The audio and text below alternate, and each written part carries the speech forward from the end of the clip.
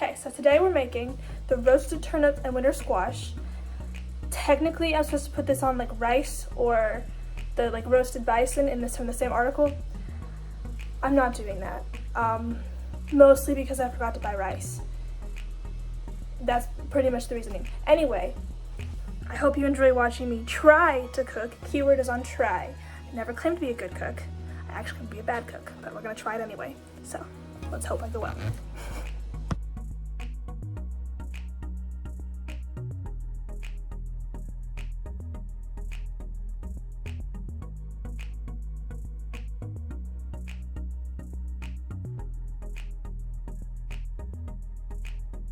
To start this process, we have to skin, half, and remove all of the innards of my butternut squash.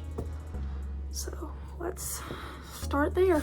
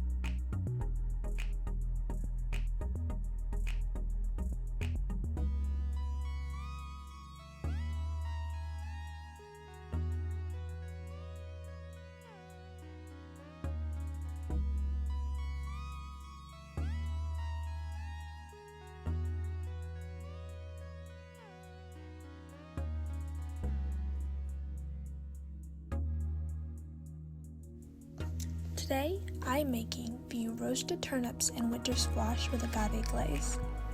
This recipe is from Sean Sherman and is fairly simple. With only 7 ingredients and 3 steps, it is probably one of the simplest dishes I've made to date. I have done some research into both the history of the tribe this specific recipe comes from, but also into native food as a whole. The dish I am making comes from the Plains Indians, specifically the Lakota. Traditionally, Lakota foodways relied significantly on the local environment to provide their nourishment and healing. The Columbian Exchange brought access to foods and animals that enhanced their experience and culture. To begin, I want to talk about the Lakota. The Lakota consists of 7 different tribes, and please forgive me as I absolutely butcher each and every one of their names. Highly unlikely that's going to be what's happening. The But I'm going to try. Ogallala, the Singuru, the Hunkapapa, the Miniconjou, the Shiashapa, the Itzapacola, and the Ufinu.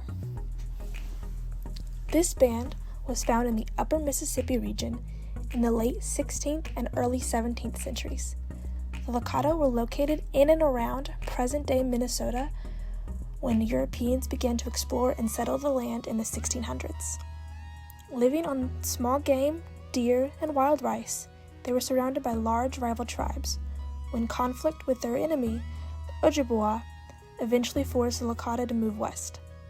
By the 1700s, the Lakota had acquired horses and flourished, hunting buffalo on the high plains of Wisconsin, Iowa, the Dakotas, and as far north as Canada. As white settlers continued to push west into the Sioux land, multiple treaties were made and broken. The Sioux retaliated, resulting in 3 major wars and numerous other battles and skirmishes. In Sean Sherman's 10 Essential Native Recipes, he talks about creating dishes free of colonial ingredients Europeans introduced, such as wheat flour, dairy, cane sugar, and even beef, pork, and chicken. He's trying to recreate dishes that would not have been made like this since before the Columbian Exchange. Sean Sherman traveled across the country, gathering information on traditional native foods and meeting up with other native chefs to work on traditional dishes. Elders that had a chance to try the food that was made told them that they had not had these flavors since they were children. In Traditional Native American Foods, Stories from Northern Plain Elders, one elder talks about how in their youth, hunger came with the seasons. Those without money to buy things would only have what they grew as both food and medicine, and oftentimes would survive only on tea and bread for long periods of time. They also discussed what other uses food had besides nutritional. Turnip roots could be braided into necklaces that would also allow them to dry, and teas like mint, sage, and Vermont were often used as medicine. They also discussed how sharing was a big part of their culture. One elder says, "Indian women had something cooking all day. It is still a tradition that we carry on today. You go into almost any Native American home, and you won't have to be asked if you're hungry or anything. Traditionally, anybody comes into your home, it's just natural to feed them. So there was something cooking all the time." This implies how likely it was that their recipes were shared with the settlers during the Columbian Exchange. It was a part of their culture to share food and make sure all were fed and did not go hungry. In our textbook, The American Yawp, it talks about how crops held an important spiritual and cultural place in Native lives. Hunting and farming were a huge part of everyday life for them.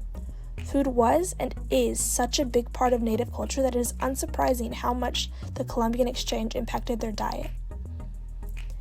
The exchange impacted recipes like the one I am making, as traditionally this dish would be made with tipasila, rather than the turnips that I am using, but as they are very similar, I will make do. Sean Sherman says that in order to make these recipes more accessible to those outside of the communities, he has offered many substitutions, like turnips instead of tipasila. It's finally time to try it. I don't have really any expectations for this. I like squash, so I feel like the squash would be good. I've never had turnips in my life, though. Also, can you see the steam?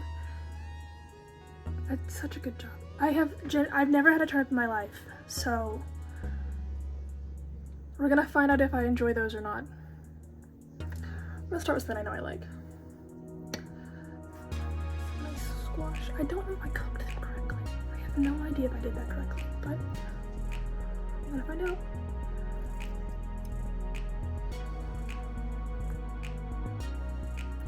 The squash is good. I knew the squash would be good.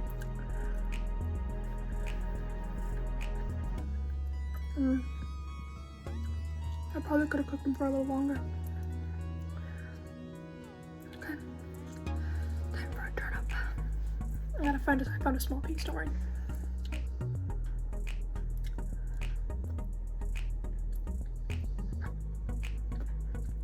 Oh.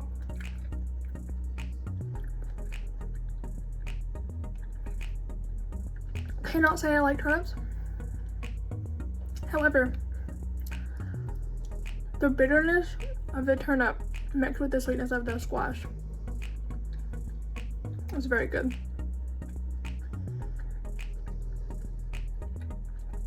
I'm supposed to have sunflower seeds on this. I don't want to do that either. This is really good. This is really good. I think I got salt on top of it.